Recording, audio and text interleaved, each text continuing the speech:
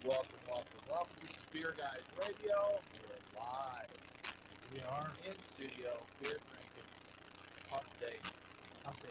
For attendance the weekend now. That's how we do it. Oh, that's right. That's how we totally here. Got some fun stuff this week, Brian. No guest, but we are talking some popular topics. We've got some beer drinking. It may not one up, but we're actually going to wait. We're going to have this show. So if you were watching the Twitters and the other things going around, maybe just grab us a random now. I don't think we're ready for that. No, well, no, that's do those that's a parody. No. Just get something random, but not the previously identified. Right. We have a lager there. We got some kind of I think we had Wild Wheat had brought to birthday. Yeah, I think it's not a little birthday month. Wild Wheat. Get us one of that. This.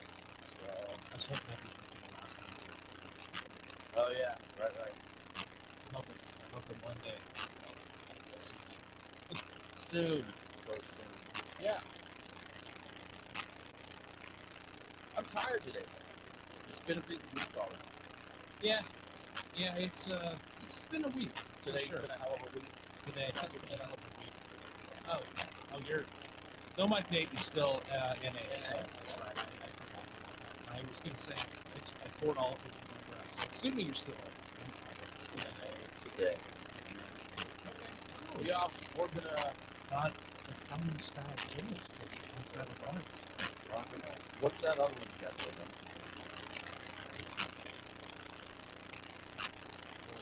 Oh, not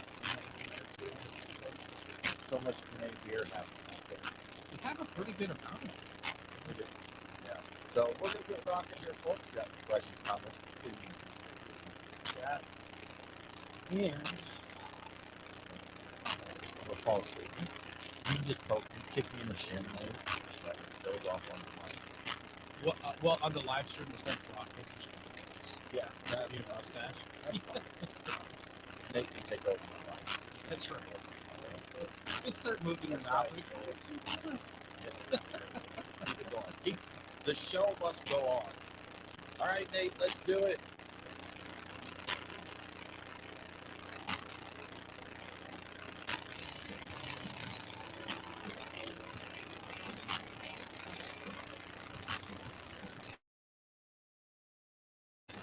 Open up a tab, grab a seat, and pour a pint.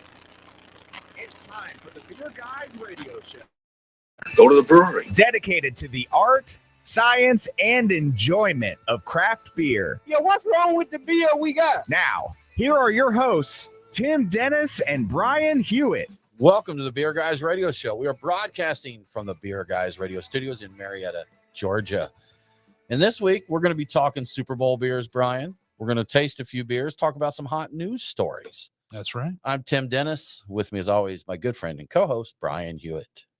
Hey, Tim. So, yes, that is correct. We have a lot of interesting things to get into this week. Stories about remastered beers, who drinks the most beers, big game beer talk. And we're going to sample a few beers that have been in the news recently. And once again, the show is dense with newsiness, as what it was. Dense. Yeah, very dense with newsiness. Yeah, big game. The big game coming Indeed. up this weekend, Brian. I know you're a big football fan, so Just huge. who are you rooting for? You know what? I gave about 3 minutes worth of thought to that, Yeah. and I think I'm going to go with the Philadelphia Eagles. Okay, I'm going with the Eagles. I have a few friends that are Eagles fans, so I'm going to side with them. And I've got our friend Ant Story. Yeah. He's a Kansas City fan. So Okay. little rivalry there. I read somewhere, I didn't take notes down about it, but apparently the people that tend to favor Kansas City are on the younger side, and the older folks, like I guess us. Are likely to go for Philly. And I'll say that part of my thinking about the going with the Eagles is that I could go down not far from where I live to Iron Hill. Yes, Iron Hill, and get a Philly favorite IPA. Okay. And so I there could you drink go. something thematically in keeping with the game. So I figured, well, that seems to be a sign. I guess I'm going that way. Is there certain beers that Philly fans are known to drink, Brian? Well, yes. In fact, I did look into that. The Philly fans are more likely to drink Miller, Bud Light, and Yingling. And going by those beers, I'm probably likely to be a Philly fan over a Kansas City fan who are more likely to drink Bud Light, Busch, and Michelob Ultra. So Bud Light goes both ways, but Busch and Michelob Ultra for the Kansas City Chiefs, Philadelphia Eagles, Miller, and Yingling. So what if you decide to go crafty? Kansas City is an easy one. I'm going to pick up some Tank 7. Oh, yeah. There you go. I'll be set. That's a good point. Had I thought about it, I would have lined up. I gave some thought to this. Line up 2 of my favorite beers from these cities and see which one's better rated on Untappd and see if that predicts who wins the game. Okay. But I haven't done by this. The beer ratings. Yeah. Okay. Yeah. Maybe we can do that after the fact or not after the Super Bowl, but after we get done here. Yeah. And just see what we can find out. But yeah, Kansas City, they've been an easy one. Philly, I'm not sure who I'd take. Maybe I'd just drink a Yingling. Okay. Just do that's classic PA there. Bowling alley Yingling, because bowling alley Yingling may be impossible to beat. As they say, purple squirrel though, Brian. That's the bowling alley Yingling is a purple squirrel. But I think what's the Pitts? Is it Iron City? Is that it? The Pittsburgh brew? Oh, the Philly favorites? No. Oh, no. I think there's one called Iron City that's known as a Pittsburgh beer, which absolutely would not be accepted. So maybe I could drink a Tank 7 and the Iron City and just make everyone mad in Philly. Oh yeah, there you go. Yeah, that's would not really my goal, everyone. But I believe it would do the job. So Brian, I think you also looked up some other fun facts about the Super Bowl. Yeah. So 3 out of 5 Americans, 61%, intend to watch the Super Bowl this year. 75% will watch at home. 20% will attend a party at a friend's place, and 5% will go to some collective establishment like a bar or restaurant. 47% of Super Bowl viewers plan to buy beer or FMBs, fermented malt beverages. They didn't separate them out for their watch parties. And only 28% will go wine and 24% will go spirits. I just thought about it. Drinking spirits at a football game that lasts that long seems weird. You're going to get really, really messed up. I don't think you're going to remember the end of it. Depending on how you go. Now, don't seltzers get lumped in with FMBs and that? Aren't they part of that? Yeah. Group? Okay. So the problem with that number is people may be getting White Claw, and that might be figured into that. So I don't think that's. I'm assuming people are drinking it. Maybe we're just not hearing as much about it. But I know the overall buzz around seltzers is not what it was a year, 2 ago. Yeah, I was reading an article not long ago where they were talking about predictions. I think it was actually Music Magazine's prediction about beer. And they were saying, don't listen to anybody's predictions who says that hard seltzer is going away, because it's not. It's hitting a level of maturity where it's always going to be around. It's always going to be in the cooler, but it won't be as big as it once was.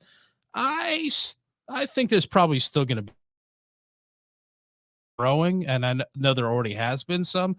I think it's going to lose some of the cherished cooler space that it has right now. I hope that it does, and not anything against seltzer personally, but when it came out, I said, this is another fad. It's wine coolers all over again. It's Smirnoff Ice and those things. We had Mike's Hard Lemonade had its moment in the sun, if you want to say it. And it's just too close to all of those not to follow the same course. But I'd had others tell me I was wrong, that there were different indicators on seltzer that said that. But I just think it's something that, people will drink it. I've already forgot the name. What's that jug of stuff you told me about? Borg. I was going to bring that up. Borg. Yeah. People have already moved on to Borg, Brian. That's right.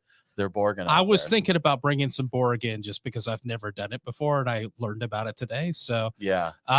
What is it? It's Blackout Rage Gallon, I think is what it's called. It stands for Blackout Rage. That's what Borg is. I believe so. Blackout Rage Gallon. So for those listening that have not learned this term yet, because folks will just like to throw terms out there. I think I saw one the other day called Fibble.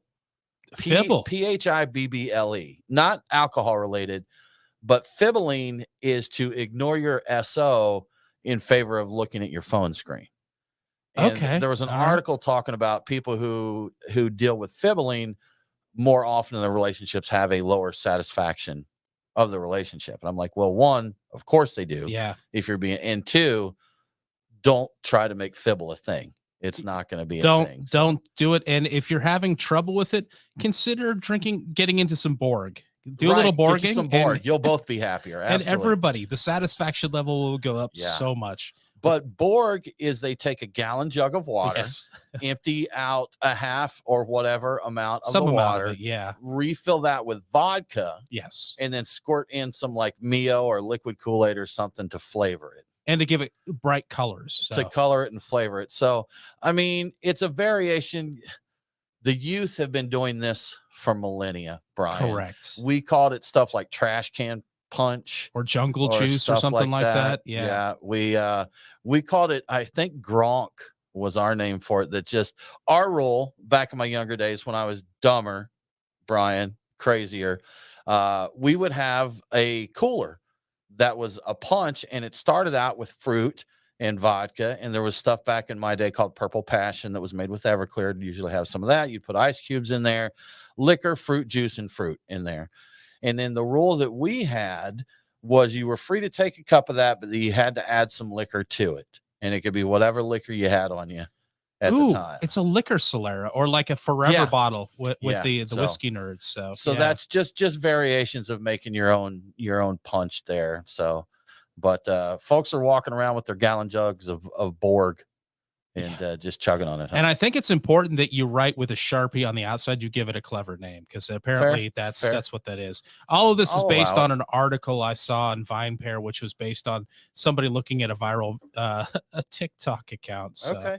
Okay. Speaking of TikTok, that's the real spy balloon, Tim. It is the real spy balloon. Yeah, you're worried about this balloon. It's on your phone. You're probably TikToking about being angry about the spy balloon. That's exactly right. Brian, we're running short on time. If you are the type that likes to look at what the line is, Philly is favored by 1.5 points, according to sports books. And I am looking forward to the commercials.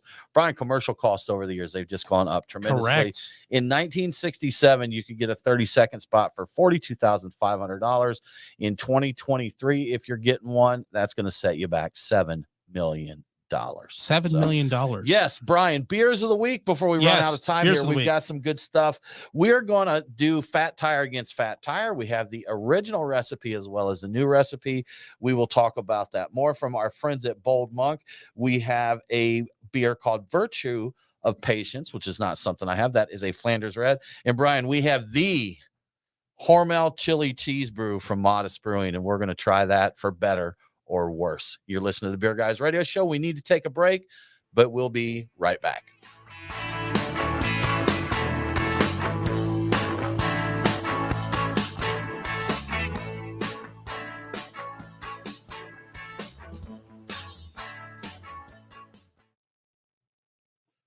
You know, what's interesting is looking at the numbers on that. I've got the Joe Pompliano. I got it on Twitter. Don't know exactly who that is. I think he maybe a sportscaster. I'm not 100% sure about that. In the last year, it's gone up $500,000 for the commercial.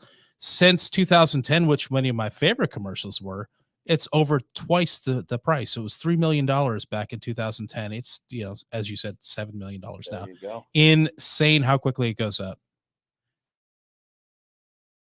$1 million mark, somewhere around 95. So, okay. All right. Just nuts. On one hand, 95, like I hear 95 and that doesn't seem that long ago. It's forever ago. Then you think about, 28 years. Yeah, it's damn near a long time. It's damn near 30 years ago. I was watching a Kurt Cobain documentary. I think it's Montage of Heck. Yeah. I was thinking about just all of that. It's like, wow, it's crazy. And watching it, I realized, I'm like, yeah, this was a long time ago. I'm like, it feels like it wasn't, but I was watching it. I'm like, yeah, this feels like a long time ago. Every now and then you get those little reminders. Stephen Pete, welcome, sir. Always good to see you. Cheers to Kettle Rock there.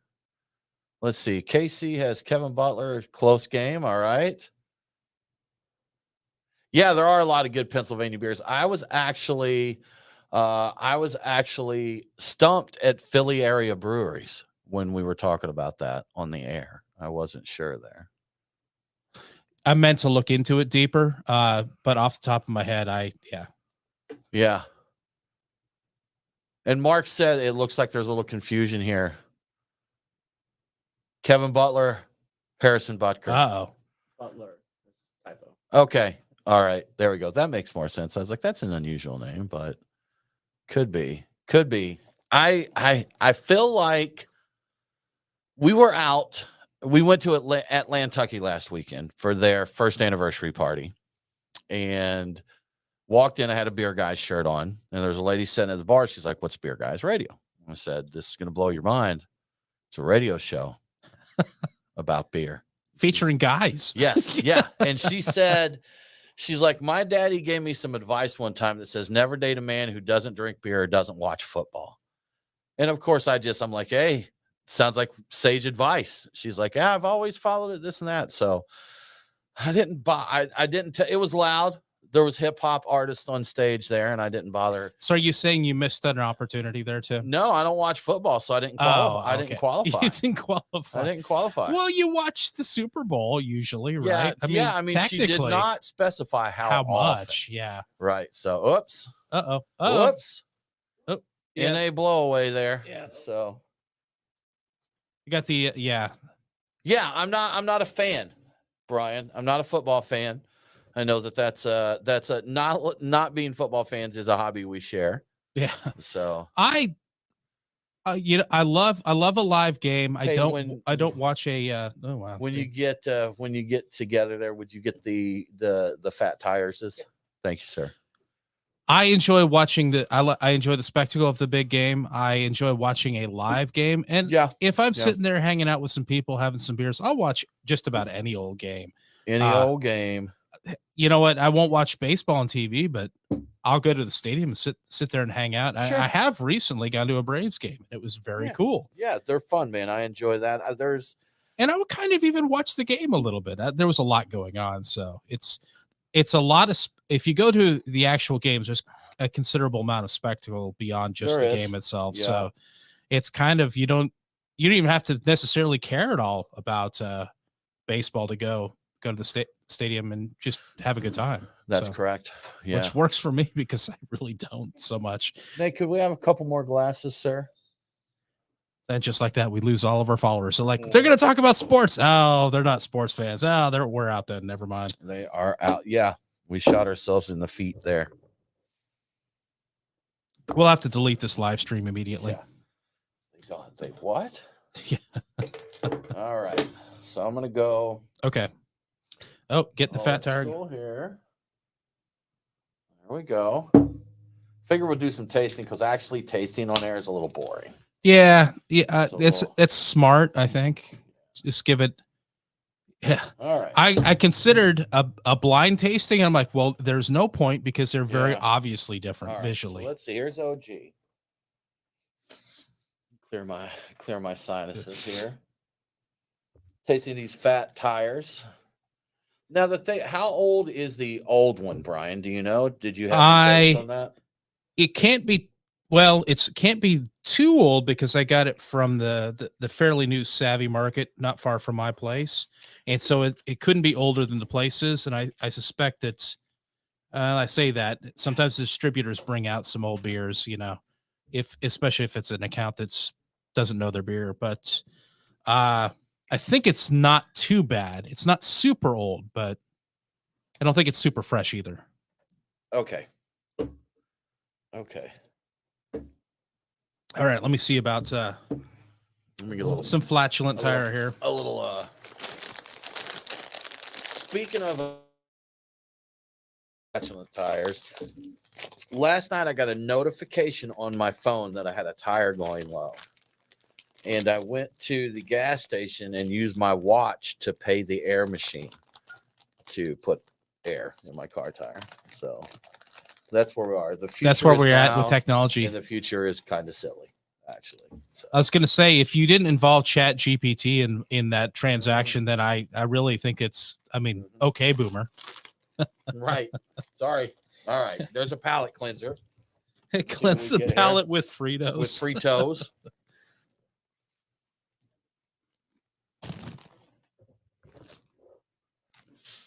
We're all chewing on air. Well, I'm trying to turn away so I'm not munching Fritos into the mic. All right, so Did you have to give up on that last one? Was it just too far? Weird. Okay. That's one of the dangers with the NA beers. Even if you refrigerate them, there's no alcohol in there to inhibit the whatever wild yeast or anything from doing their thing. So I don't know if because it was a gusher, I just was a little biased against it. I see these are related. Right? I see these are related beers. That's what I thought when they're cold. As they warm up, All they right. start showing off their Can I differences have some more more. of the OG there? Yeah. I've drank that down a little bit, so I can compare as they warm a little bit. Because when I first drank them, I'm like, wait a minute, these aren't Yeah. nearly as different as I thought. But I'm like, they can't be. Yeah. If one is an amber and one is basically a golden ale, though they're a little cagey about how they categorize the beer, like they can't be that similar. So the new one produces a more dense, solid head. Now, some of that could be just age or what have you. But okay. Let me get my notes in so we can talk about this.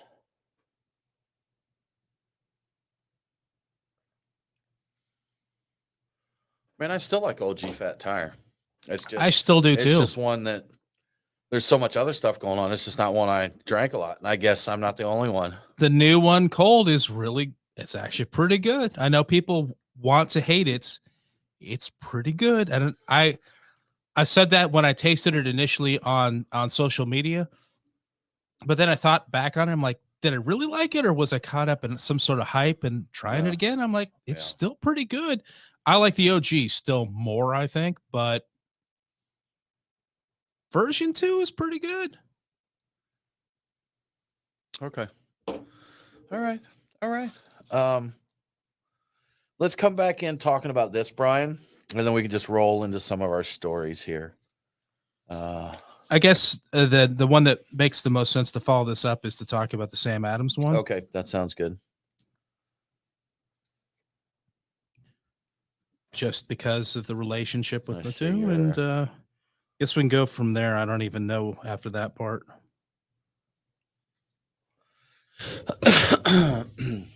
All right, let's rock and roll. Let's do it.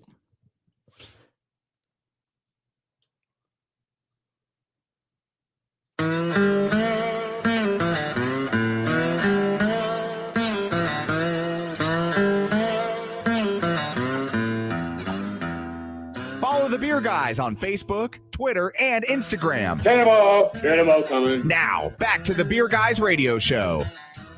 Welcome back to the Beer Guys Radio Show. Remember, all episodes are available on demand. So if you missed the broadcast, get the podcast. Beer Guys Radio is available on the Podcast Park and all popular and unpopular podcasting apps. Now let's get back to the beer news show that we've got going on here. The beer news show, fireside chat without a fire.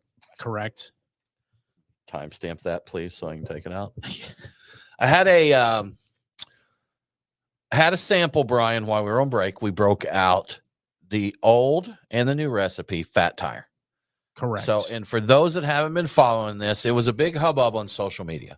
You know, big news on social media that New Belgium changed the recipe for Fat Tire. And this has kind of been a staple. Brian, I think I remember you telling stories of driving up to the Tennessee state line to get Fat Tire when it first came to Tennessee because it didn't make it down to Georgia. We at the time. absolutely did. Yeah, when it finally made it to Tennessee, living here in Atlanta, we drove up to Chattanooga because they had it there, and it was a couple hours away. So we really made a run to get Fat Tire. It's crazy. Yeah, I mean, in its day, it was the craft beer. You know, it took over. Tire was the stuff, absolutely. So it was amazing how it grew and just took over any market it went into. Yeah. And considering it's an amber ale, right. People would talk about, hey, Fat Tire's coming to Georgia. That was big news at the time. And it was a flagship. It was an iconic beer at the time, and people sought it out and everything. But as craft beer does, it's been many years since that was. A lot of tastes have changed, styles have changed, things have gone on, and it obviously kind of fell out of favor with a lot of people, was not having the sales volume that it did before. So Fat Tire went back and reformulated it. And if you look at the old bottle, it does say Fat Tire Amber Ale, where the new brandy just says Fat Tire Ale. Yes. And people very opinionated on social media. Oh yeah. Over this, that this is tragic. You can't change a recipe and call it the same beer. You can't do this. You can't do that. Brian, I was initially upset over this initially. Understandably. That was nostalgia talking, because I go back and think I can't remember the last time I bought a Fat Tire. So it's unfair of me to dog on this. And it's not like it was my staple beer and I'm upset because they're taking away my staple there. I remembered, I had nostalgia. I had much love for Fat Tire back in the day, but it wasn't going to affect my daily drinking habits if they changed the beer. So New Belgium's a big company. They know what they're doing. They're getting it together. Hopefully they know what they're doing. I guess time will tell on this. But they changed the recipe, not just a little tweak or anything, but they changed the recipe. We've sampled them both, the old and the new, next to each other. We still have both here. We're assuming the old recipe has a little bit of age on it, but you mentioned you got it at a store that's known to turn their beer over pretty quick. So it's probably not an ancient. Pretty quick. Yeah. It's a pretty new store too. So the stock couldn't be that old. Gotcha. So Brian, tell me, what are your thoughts on old versus new Fat Tire? When I have them both cold directly out of the can, I'm surprised at how similar they are, despite the fact that they are visually very different. But there's a taste similarity despite the visual difference. I think I kind of favor the bit more maltiness of the OG as it warms up, and I think that I prefer the new one cold. As it warms up, I think the new one really drops off for me. Typically, but I'm drinking it here and I'm like, I'd get this again. I'd get the new one again. It's a pretty solid beer, and the size of the can means it's a candidate for Long Beer Friday. It's ready for Long Beer Friday, Long Beer right? Friday. Yeah. And one of the other things that we didn't really talk much about, but one part of the big push of the new one is the low impact and the carbon neutrality of the beer itself. It's all over the can. So I think that I don't know if that's a difference between the beers, but they are definitely pushing that promoting as part of the branding. Okay, so gotcha. Alternately powered. So I think I think almost all the power that goes into making this is solar. I think that's right. A renewable of some way. I'll buy it. Yeah. Anyway, that's another little tidbit that we hadn't really brought up when we talked about it before, but something that they are very proud of. Gotcha. Yeah. Well, Brian, I'm with you. There's differences, but you can tell these guys are on the same family tree here. You can definitely tell that. The original version, to me, there's more malt, toasty malt, especially. I get more of a toast note in there, a little bit more malt sweetness. Body's not the word I'm looking for. More character, more complex, maybe. I don't know exactly. In the old one, there's more into it there. The newer one is a little lighter, a little crisper. There is still some maltiness there, and definitely looks to be it's from the Fat Tire family tree. I can tell that for sure. So I'm not upset with it. I don't think this is going to be a beer, Brian, that I'm going to start stocking my fridge with, being with the recipe change. But I'm interested to see where this goes. Yeah, I'm curious. I think this is was a very smart play. I personally do not care for there's a dishonesty in calling it Fat Tire. It's a different beer. It's taste wise, it's not as different as I think people would expect it to be. It's still a different beer. And if this doesn't work out, if for some reason this is a complete dud, they've generated a lot of interest in it. A lot of people are going to try it. If it doesn't work out, they can go back to the original very easily, and people will be excited about having the original back. That will generate a bunch more interest again. And there's nothing saying they can't reintroduce this as a seasonal or a special release, the original, like OG Fat Tire, like the fattest tire or something like that. Fat Tire Classic. Yeah. Or Fat Tire Classic, and bring it back on a seasonal basis because they realize people really want it. So yeah, there's no real loss here for them, I think, unless their sales absolutely tank. And I just don't see that happening. Right. And sometimes people get nostalgic, don't translate to sales for a brewery or what have you. Sweetwater, Exodus Porter. Like right after Oh, they yeah. won a GABF medal, Sweetwater canceled the brew. They discontinued it. That's And the right. bottom line is even if you're a medal winning beer, if people aren't buying you, it doesn't matter to a brewery. You know, that's a brewery's a business, you know, especially when you Correct. get the size of Sweetwater, which of course, back when this happened, they were a lot smaller, but still, you know, you have to make the decision. Yeah, man, we know we've got an award winning beer here. We know this is a medal winning beer. We love it, but people aren't buying it. So there's no point in spending the time to make it and put it out into the market. The interesting thing is people buy things for other reasons than it's just good. You know, Sure. a lot of other reasons. People might buy this purely because of like the low impact and carbon neutral stuff on there. They might say, hey, that's a cause I believe in. I'm going to buy this beer. They might not even think the beer is better than something else they would get that just believe in the cause. So there's a lot of stuff that goes into that. I am thinking curious about decisions in buying beer or how good the can looks. It's a good looking can. I'm curious though, how much that would impact anything. Yeah, there's people. How many people actually act on the fact that they care about something being carbon neutral or whatever? Good question. It's easy to tweet about it. Yeah, you know, it's easy to put it on your TikTok, so China knows how you feel. That's right. But the running up action that is a little balloon and let them different story. know. That's right. Send you a balloon up there. But Brian, overall, I like the new fat tire. I don't see me stocking my fridge with it. I would have it, you know, out there. There's several brews now that I enjoy, but it's just taste have changed, and you know what I want is a little different. But enjoyable beer. I kind of thought you wouldn't like it. I don't know why I thought that. It. Okay, I feel in a way vindicated. I'm like, I like this, but for some reason, I've got the sneaking suspicion that once Tim finally has it, he's going to say, "Oh, this is terrible. This is a bad decision." No, that's not true. That's not true. But Brian, New Belgium is not the only company playing with recipes.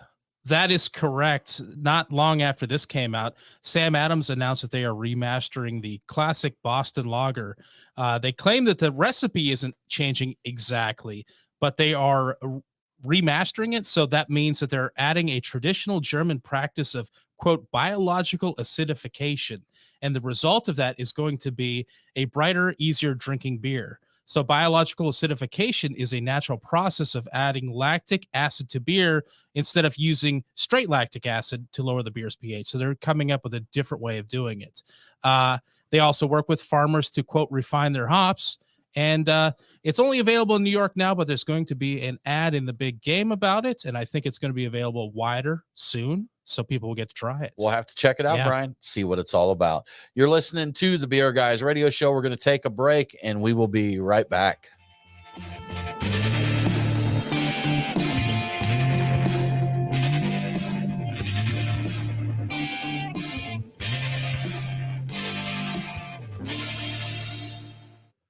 All right. We're gonna have to do those side by side too, I guess. Yeah. So yeah, it's supposed to be. What did I say? Did I say it on? I don't even know what I said. Brighter, easier drinking beer. It is time for chili cheese. Does it chili cheers? My big question with this, with all the things that they say they're doing to the process, aren't they in effect changing the recipe of That's the beer? what I thought, but yeah, maybe they saw people lose their. Did you put some in the freezer? I did, but then when Brian pulled out his one that was cold, is that the cold one? Is it not? It feels cool. Oh, okay. I was gonna say. I hope mine is cold because mine was in the fridge at home and I put it in my bag to bring it up. So because of the ridiculosity of this one, let's save this one and actually taste it on air. Okay. Just because of that.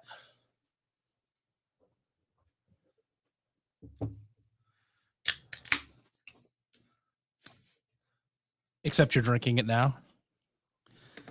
I've heard. I read the. I read some reviews of it on Untapped, and they're fun. Let's just say that all right. They're fun. Here you go. Okay. Here you go. All right. Let me. You know what? Don't pour yours yet. Let's go back. Let's get right back to this. I'm gonna walk you. I'm gonna walk you through this one, Brian. Okay. All right. I'll just. Yeah, we'll figure that out. Y'all, it's about to happen. We have the Modest So and soon. Hormel chili cheese brew that we're going to try. So here. modest. Get your shit together. Come on. I'm working on it. I got so many pages of notes over here. Okay, I'm ready to go whenever you guys are. Let's do it.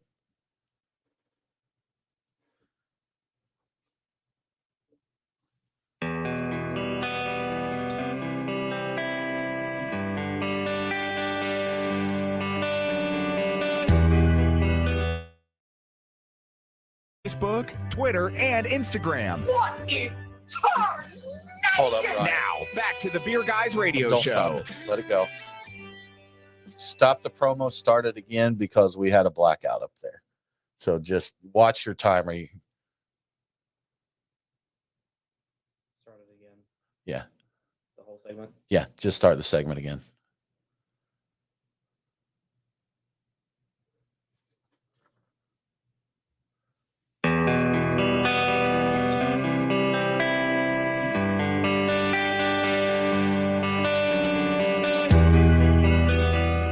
Follow the Beer Guys on Facebook, Twitter, and Instagram. What in tarnation? Now, back to the Beer Guys Radio Show.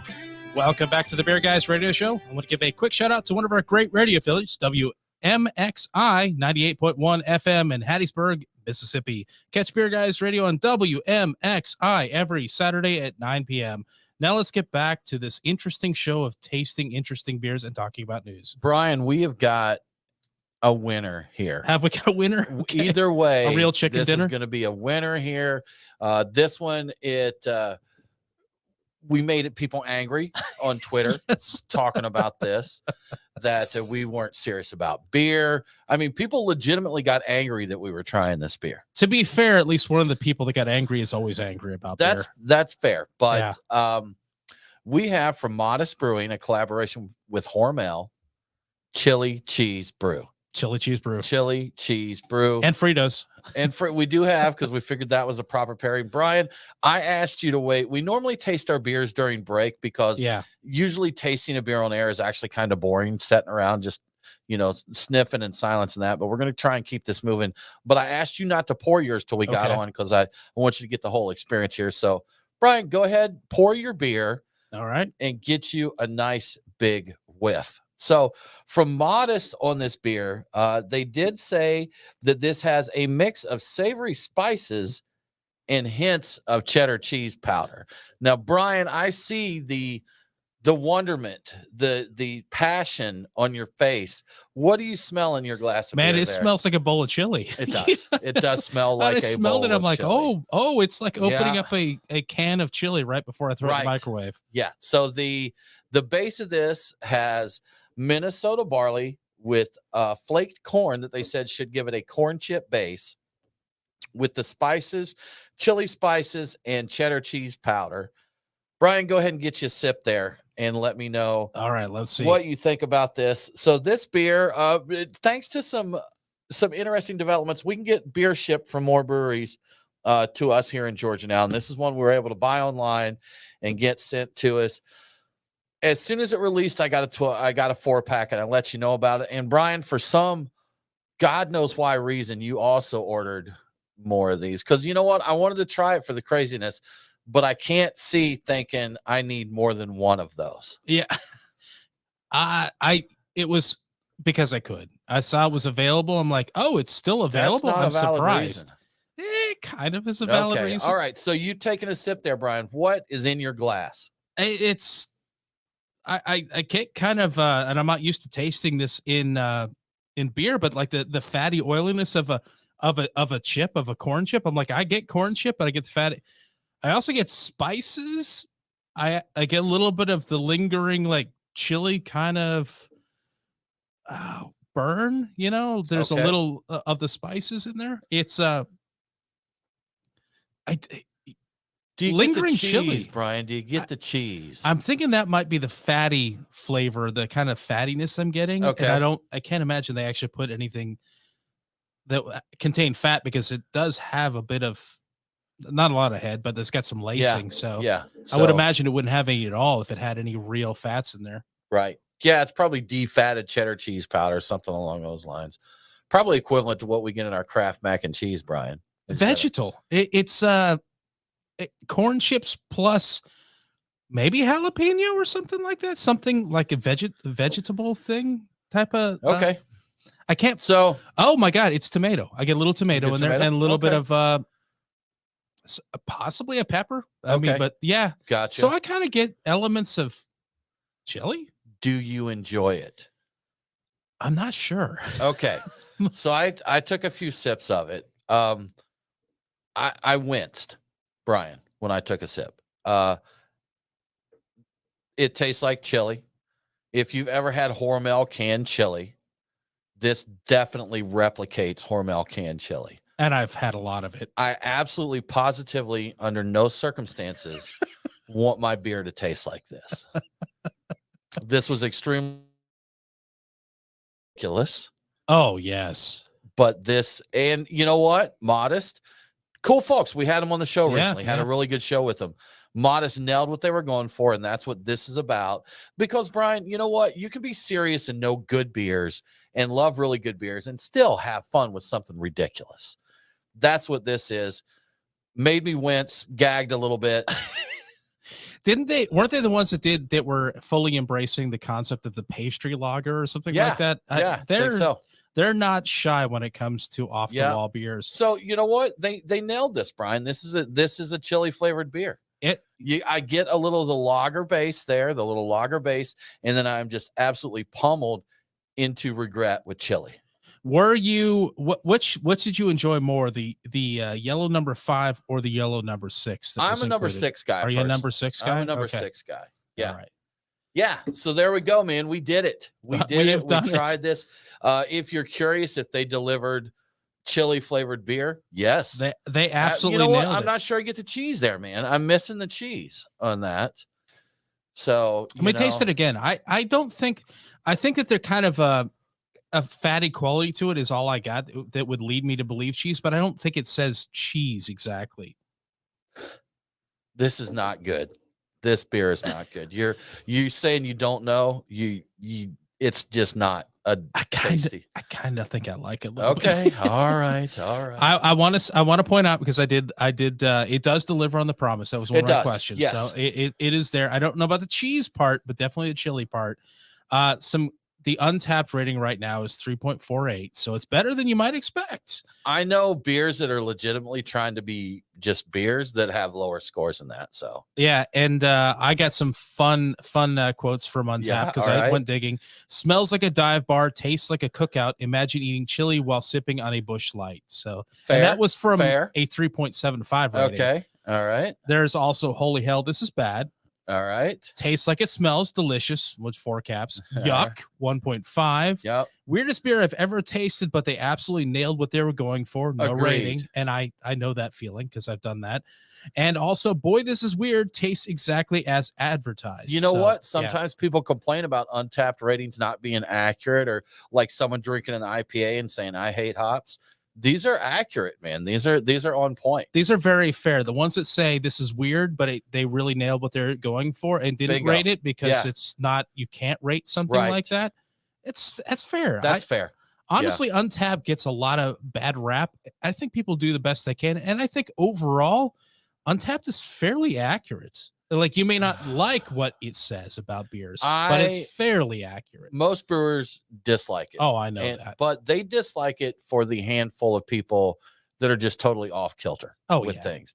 But especially if a beer has a lot of reviews on there, it averages out, man, because you're going to have the fanboy that 5 stars a 3-star beer. Sure. You're going to have the IPA hater that 1 stars your stellar IPA.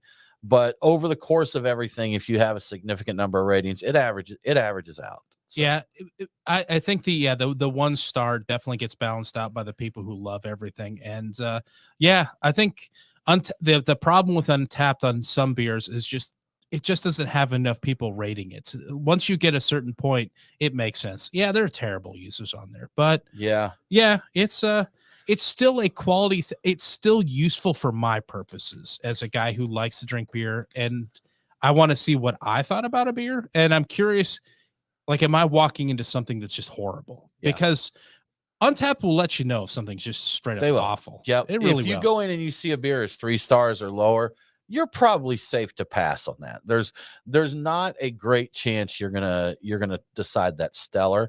Now, I've seen some that I think deserved higher ratings. Me personally, for what I liked and what Untapped gave them, but still, fair there. Whatever. The one thing I'm disappointed about this is did not reenact the excitement I had of having my first chili beer at the Oregon Brewers Festival back in I want to say 1998. It was a chili beer. I'd never had anything like it at that point in time. And in that case, Now you're talking about a chili pepper beer, not a bowl of chili beer. Correct. But that one had the presence. I swear it had the presence of like a cheese dip. Like I felt like I was drinking like a hot jalapeno cheese dip when I drank it, and I loved it. Now this is going back. You did?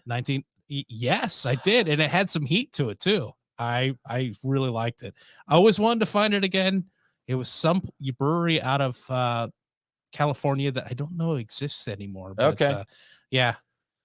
I was hoping this would be the same. It's not. This was fun to try. It was interesting. They nailed what they're going for. I don't want to drink it again. You're listening to the Beer Guys Radio Show. We're going to take us a break. We'll be right back.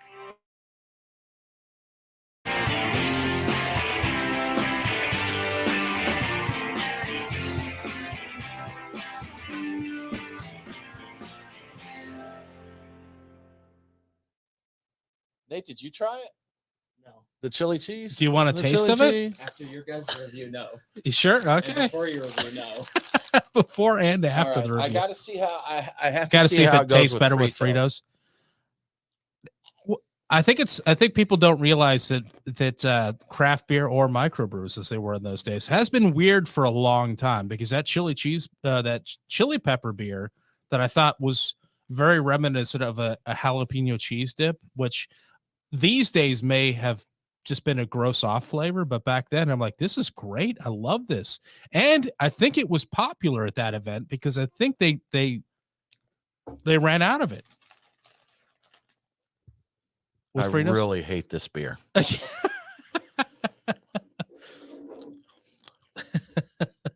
As he goes, get you some of that new fat tire. God, that's awful. Oh, I need to try some Fritos with it too. Let's see how it is. Since you brought them in. Oh, should I dump them in the bag? Have a little Frito pie thing? You know what? Dust a few in your beer, man. Oh, that's we get a float. Whew. I love Fritos though. I'll throw that out there. Fritos are great. I like Fritos quite a lot.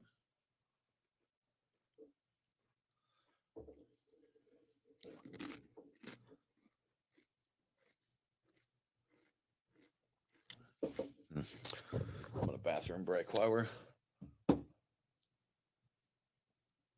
think it is perhaps me that's not very serious about beer because I think it's kind of fun. Tell us what you really think. No holds barred here today, man. No holds barred. Pure madness, man. Ridiculosity is measured in what you do. We have a unit for that? There needs to be one. The IRUs. International ridiculous units. The ridiculosity units, yeah. We need an IRUs, definitely. Man, but I mean, they nailed it. They are better. They're better together. They're actually better together too. I think it cancels out a little bit of the craziness of that. And I get like a herbal aroma when I have the two together that I didn't get before. I don't want to, like I said, I really enjoyed chatting with the folks at Modest, and I don't want to offend them in saying I hated this beer, but in all honesty, I kind of think they'd be like, yeah, we knew some people would hate this one. So the interesting thing about this is I think it's a smart move on the part of Hormel. They weren't willing to lay the $7 million down for a 30-second commercial in the Super Bowl. So they made a beer leading up to the Super Bowl for the Super Bowl that's going to get them more attention for longer than definitely than a 30-second commercial would have gotten. Sure. So you know what? And again, smart move and good move on the part of Modest because it got a lot of people to check out them. And you know what, man? Craft beer's supposed to be fun. Yeah. You're supposed to have fun with it. I'm sure this wasn't a 40-barrel batch or anything like that. You know, this is not their new year round or anything. And we're not the only idiots that immediately got on the second it became available and ordered some. Well, you're the bigger idiot. Yeah. You definitely stepped it up. It's like, well, Tim got a 4-pack, but there's no reason to have more. Like if they'd let me order a single can, I probably would have been okay with it. Yeah. You know what? Maybe 2, because I want to drink one. You know how sometimes you go out or I want to cellar mine and see how they. Yes, aged chili. You ever have someone try something like they eat it and like, oh, that's awful. Try this. That's why I need the second can. Oh, is yeah. it's like this is you got to I try thought this. It's so. terrible. Part of my thinking was this: there will be occasions where I will want to have another can for perhaps that reason, Yeah. perhaps whatever. Maybe actually, have one prior to the Super Bowl, see if I even like it. Yeah. And some people love this beer, apparently, according to Untappd. But What I just be wanna able to take do- one out to the Super Bowl and open it up, or maybe two, and let a lot of people try it. I think it'll be kind of a fun thing. I want to take this down to Atlantucky, and I want to go to Skinny DeVille, but like, hey, Skinny, you like chili beers, right? Yeah, And he's like, yeah. And then just give him this without telling him. I'm curious what he'll think. I know he likes hot peppers, but I don't know if he'll like. I don't think he'll like. No, this. I don't think he don't will think he'll either. like it. I don't think anybody That's I won't tell him that it's chili with an I and not chili with an E. Oh yeah, that's a Yeah, good point. I'd just be like, you like chili beers? He's like, yeah. He also hated the pickle thing that the last time he was in, right? Was that Skinny? Understandably. Yeah. Yeah. Man, Brian, I'm just realizing what shitty taste you have. Yeah, gosh, you're like, I don't know. I kind of like I it. really just get up. Brian Scales, who likes pickles, is like, you've gone too far, man. You've gone too far. Did you like the mustard beer from Oscar Blues? The mustard I beer did. from I Oscar like Blues that was one, actually too. pretty good. Yeah. Yeah. Did you like the hot dog water beer from? Man, I don't we think- really need all of these beers at the same time. Right? Yeah. That's who are you thinking of with the hot dog one? I don't It know was the a- brewery, but Martin House did a glizzy seltzer. So it was a hot dog yeah. water seltzer. So we need it was Sierra Nevada with the mustard beer, right? I think so. Oscar Blues. So we need the Oscar Oh, Blues Oscar French's Blues. mustard collab. We need this modest Hormel. Hormel collab. Yeah. And then we need the I we think it just was a talked about these chain things. restaurant that See did what this chili beer's done to me? Like I can't remember Glizzy things seltzer. 10 seconds. the hot dog water beer. That was done by a chain, and I want to say that it was a chain of fast food or maybe grocery stores out of Yeah. like Pennsylvania, maybe, or something like that. It was a collaboration. Was it with some- Wawa? No, it wasn't. I don't think it was Wawa. Okay, It was I thought another I one heard their that's name. it got a cult following. Yes, IRUs. We have just invented the measurement unit for ridiculosity. International Ridiculosity. Is that on Units, a, yeah. a 1 to 10 scale or a 1 to 5 scale? It's or- arbitrary. That's the great thing Oh. about this. It could be 47 out of 29 fruit bats. Fruit bats. That That's right. could be the so that's the cool thing with the IRU Wait, scale. 47 out of 29, so it's over one fruit It's, bat. it's yeah, and that's Okay. acceptable. Okay. That's an acceptable measurement in IRUs. Oh, what's the infinite improbability drive? The more improbable it is, the faster the thing goes, or something like that. Make Nate try that beer. All right, try this beer. Break your fast or whatever. Break your. oh, I've already broken.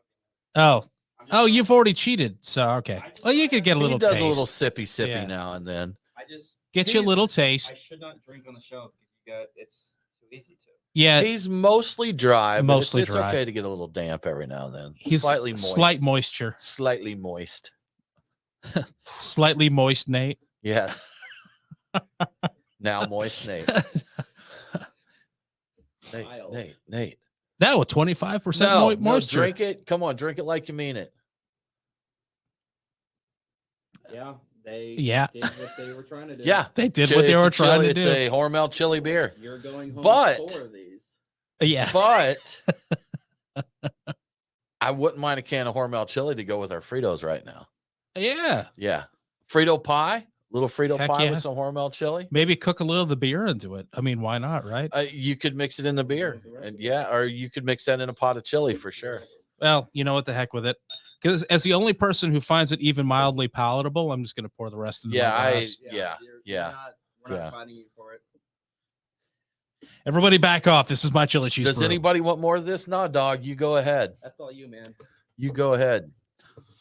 I'll be right back. It's definitely a can of chili. Like it's unmistakable That should can be of a chili. review. It's definitely a can of chili. That's right. I just when I drink it, Modest Hormel chili cheese brew. It's definitely a can. yes, of chili. definitely.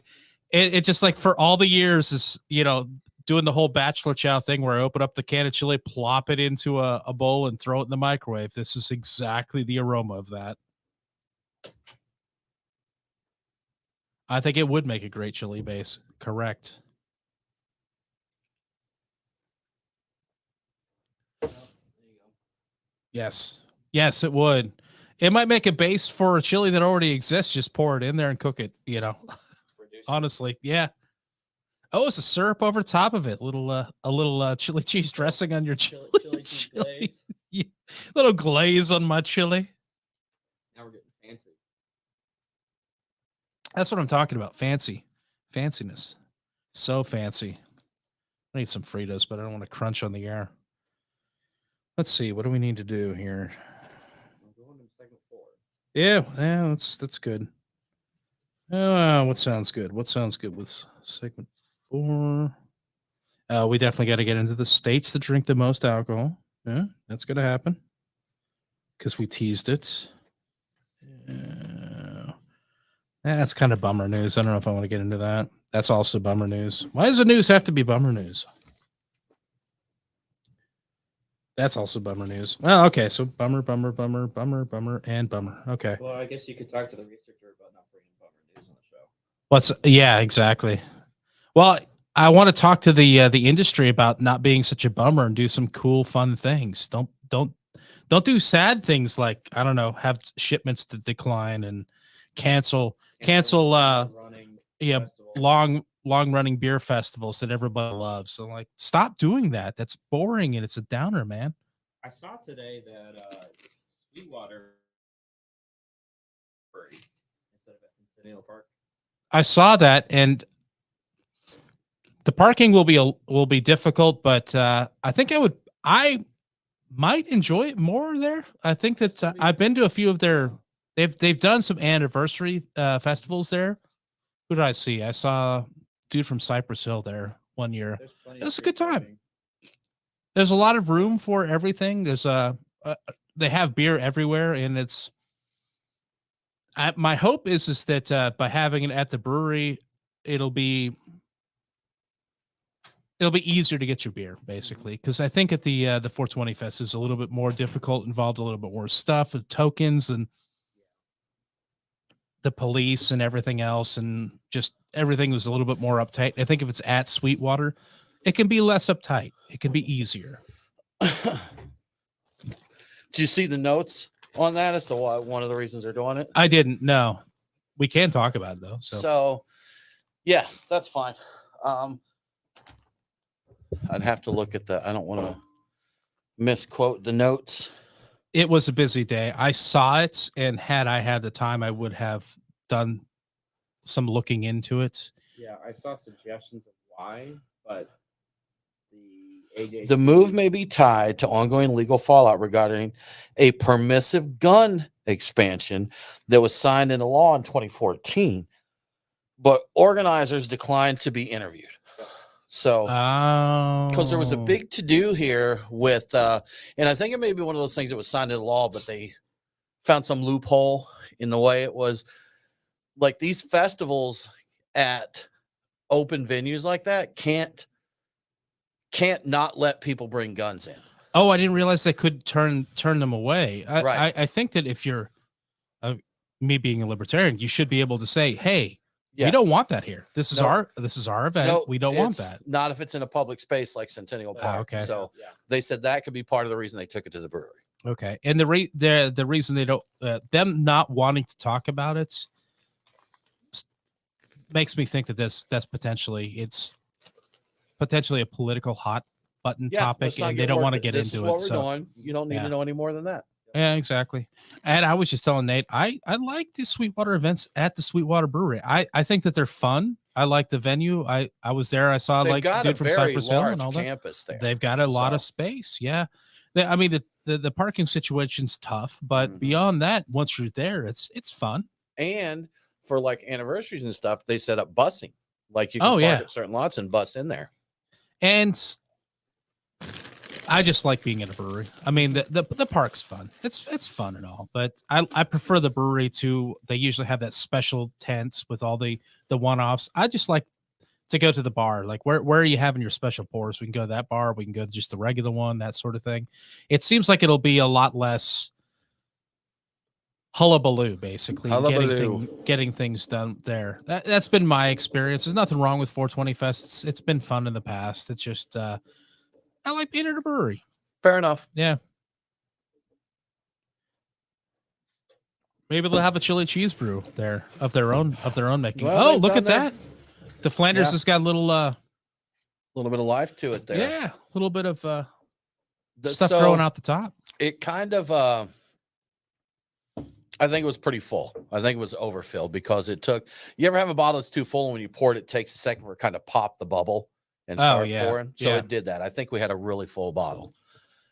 So there wasn't an excessive amount of foam in there. I think it was just really full. Yeah, it wasn't running over the side, so it wasn't at the point where I'd say, "Oh my God, that's infected." Nah. Cheers to JR. Max Lagers. They just hosted the Atlanta Cask Ale tasting recently at his Bold Monk Brewery. Yes. When was the last time you went to Max Lagers? It's not been that long. It's been. That's good. I guess time is flying. So it's been since the pandemic. I've been in there at some point. I was in that area. I don't recall exactly what was happening. And I don't know if I was there with you or if I was there by myself or possibly with the wife, but I've been there somewhat recently. And so I still had a good time. Yeah.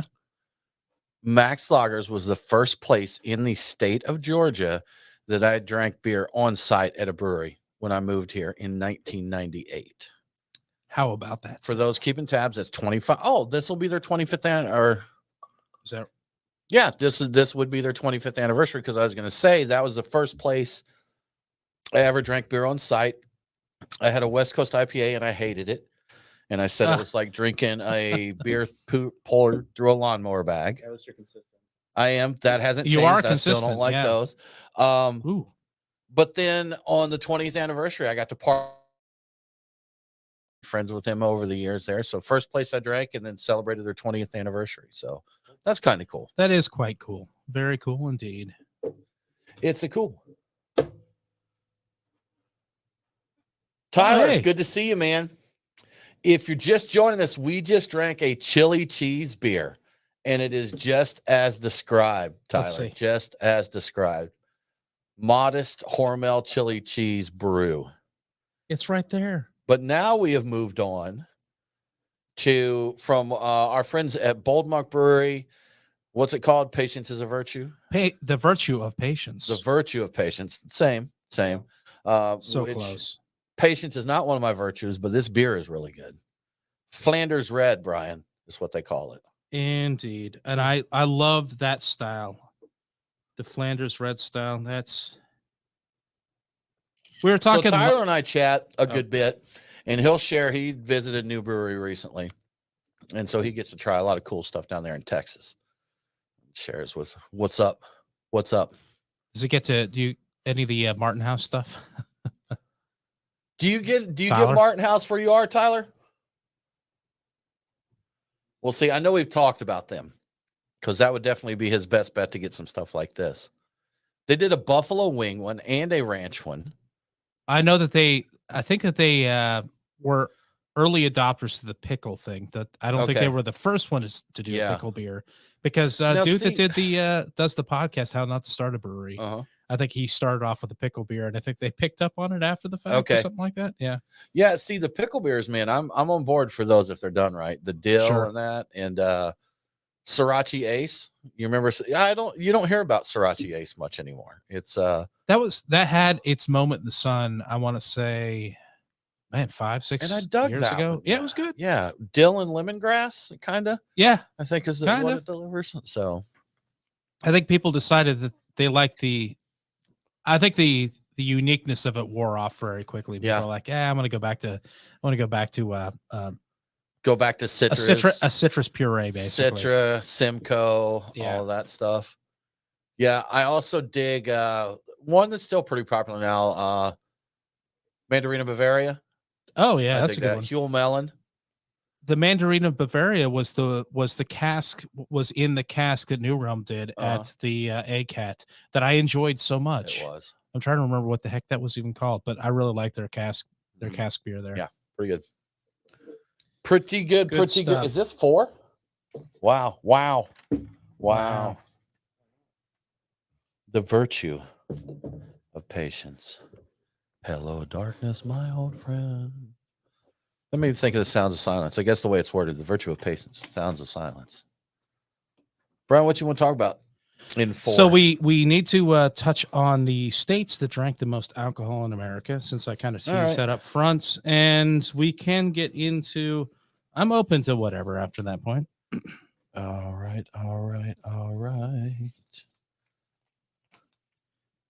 As I was telling Nate earlier, looking through the ones we haven't touched on, a lot of them are bummers, man. Bummers. Okay. Shipments declined.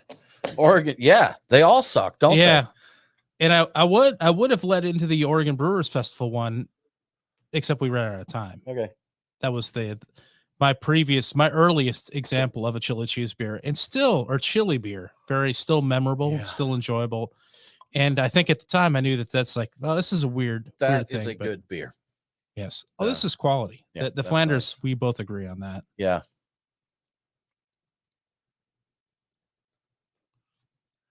A lot of it's got some of the the Acetobacter, just a touch of like vinegariness with the cherry.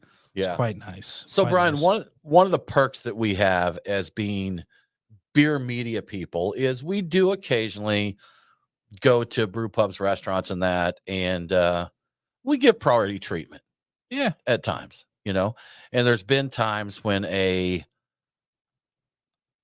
we've been seated at busy times. I don't want to get anybody mad, but it does happen that sometimes. But I'm saying this to say, the last time we were at Bold Monk, we tried to get a table, and they're like, it's an hour wait. And I went to JR. I was like, hey, JR. I was like, they said it's an hour wait. Is there anything you can help us with there? He's like, not unless you can tell me how to clear all these people out. So no special treatment from JR there. You will wait. You are no better than anyone else. I respect that, JR. I respect that. I did want to eat, but I respect that. I like to walk into a place and immediately announce, do you know who I am? Right. See how that goes. Yeah. Sir, it's an hour wait. I'm sorry. I'm sorry. I should have started. I should have told you who Brian I am. From Beer Guys Radio. All right, Brian from Beer Guys.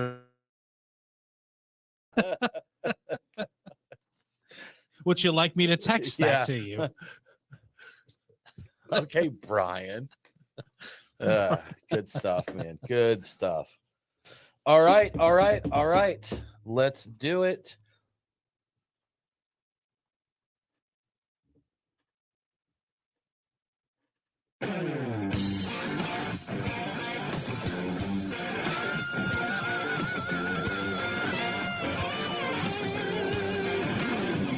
Follow the Beer Guys on Facebook, Twitter, and Instagram. Now, back to the Beer Guys Radio Show. Shake it back! Welcome back to the Beer Guys Radio Show. If you enjoy the show, please consider supporting us on Patreon. Just go to patreon.com/Beer Guys. Patrons get cool perks like Beer Guys swag and commercial-free episodes. Now let's get back to the show. Wow. Did you just sing us in there, Brian? I kind of did. That's great. Brian, big story, local. We're going to show a little local love here on what we're talking about in Georgia. Yes. Creature Comforts Brewing. Some of the employees from Creature Comforts got together and they formed the Brewing Union of Georgia, Bug. And they've embraced that. They're using Bug out there. And they said that when they formed, they made an announcement. They said that they wanted to spread the principles of Creature Comforts, that Creature had, employee relations, just many principles that they wanted to spread there. They were hopeful that Creature would acknowledge the union out of the gate and be good with them, but that was not the case. And Creature Comforts did retain a law firm that is known to fight these kind of things, to defend these kind of things. And then Bug did make some allegations of unfair labor practices there. Yeah. And they've printed that. So it's not going well here. This is the first Brewers Union in Georgia, the first Georgia union for craft brewers. I'm going to be honest, Brian, this one surprised me because out of all the breweries in Georgia that would have someone form a union, I would not have expected it to be Creature Comforts. just based on what I know of the company, what I've heard from past employees and things. But there's some things here. There's some things that the bug organizers are saying that is not fair. And there's a lot of news on this. We're just scraping over the surface. And with anything like this, there's a lot of nuances to it. And there's most definitely two sides to the story of what's going on and what's happening with things. But they want better wages. They're fighting for better wages there. And I'm curious to see how this develops going through there.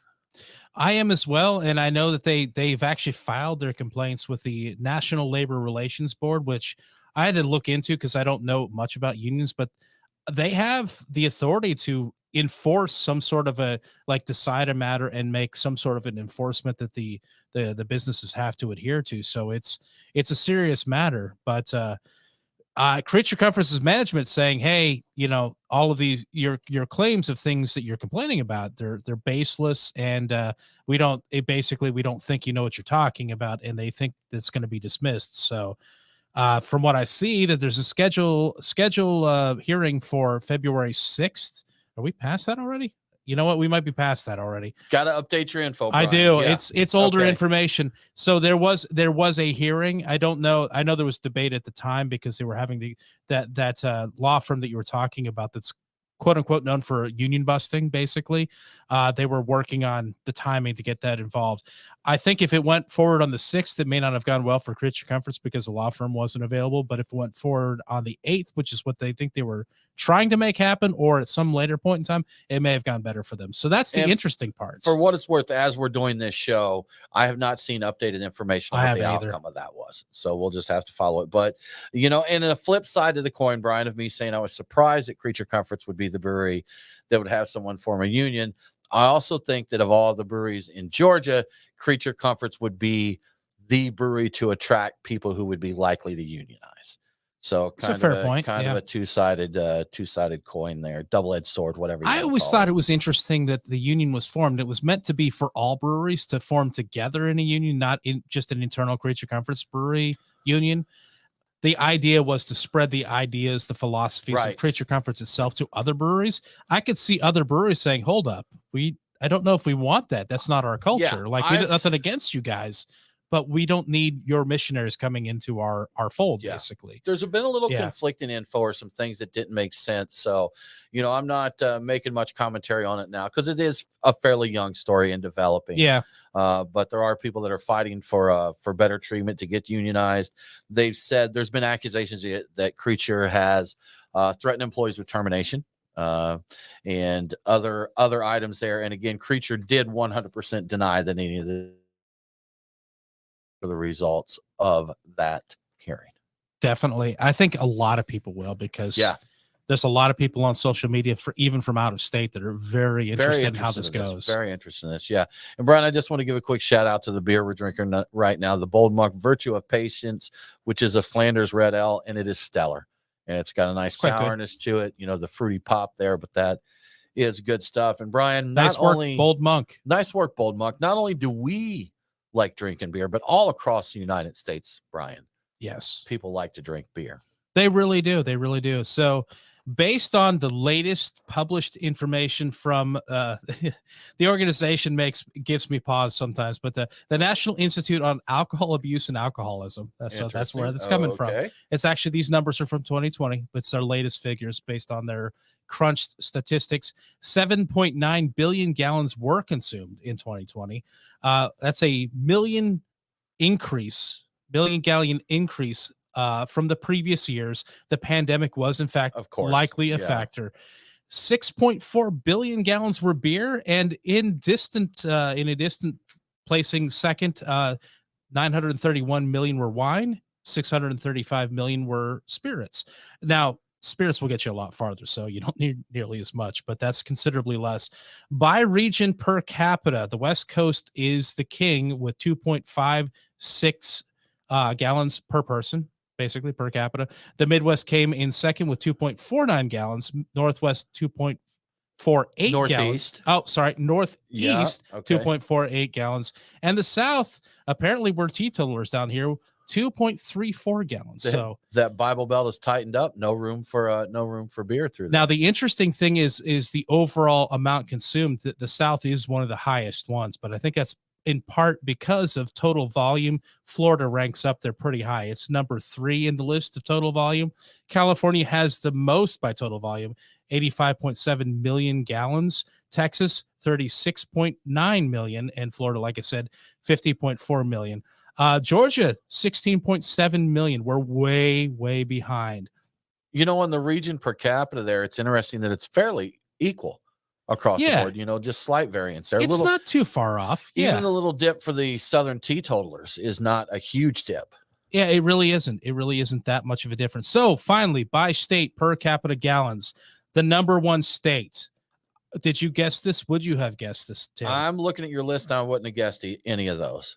New Hampshire, 4.83 gallons per person is the average.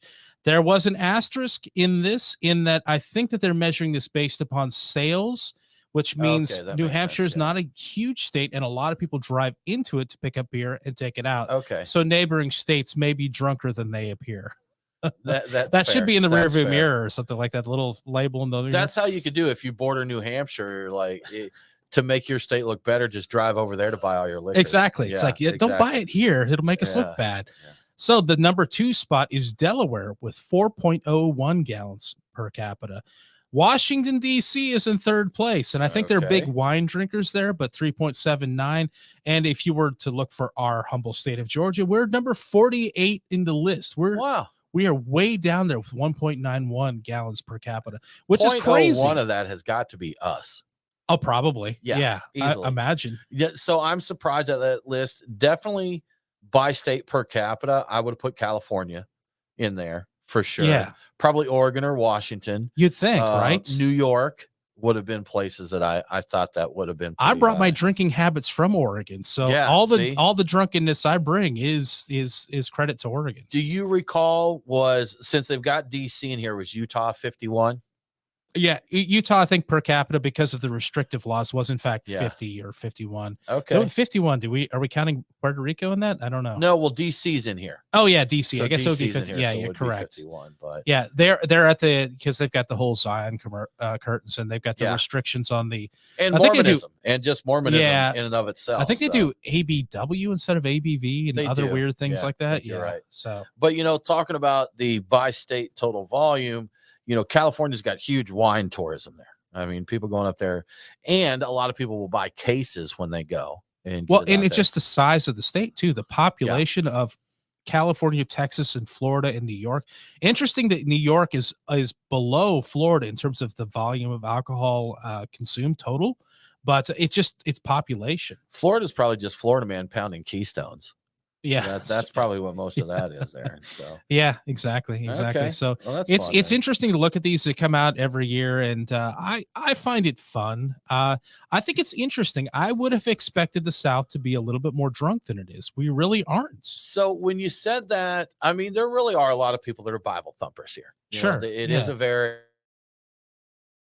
talk stations across the country. This is true. So we're not talking bad about no shade thrown in that, but there are a lot of people that do still follow conservative Christian values. And Brian, we're in the Atlanta metro, which is really hard to say is the South or is it's a fair point. So you get outside of that, it becomes a lot more. You can get an hour outside of Atlanta and you're in the South again, and many more people that are God-fearing Christians that aren't going to let a touch of liquor touch the lips. That's a fair point. And, it could be on me. I do NA Sundays, non-alcoholic Sundays. I think that if I would get back to drinking beer on Sunday like a red-blooded American, maybe our numbers would go back up again. Gotta do your part. Well, Brian, that about wraps it up for this episode of the Beer Guys Radio Show.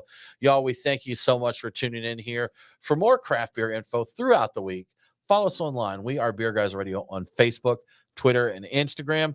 Come back and join us next week, y'all. We appreciate it very much. Have a good week. Cheers.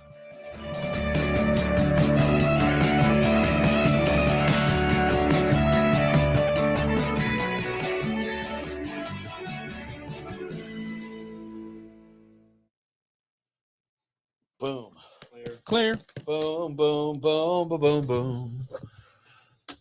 Any more in the chat, Nate? I don't think so. Nothing new and fresh there, huh? Y'all, thank you so much for hanging with us this week. We greatly appreciate it.